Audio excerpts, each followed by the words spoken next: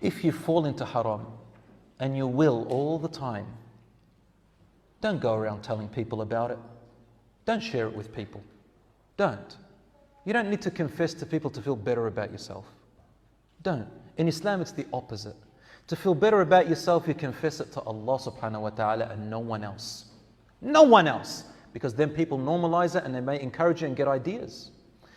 Talk to Allah subhanahu wa ta'ala and tell Him, Ya Rab, I'm weak, I did this and I did that. Allah subhanahu wa ta'ala already knows. But when you say it, there's a connection with you and Allah. You feel it.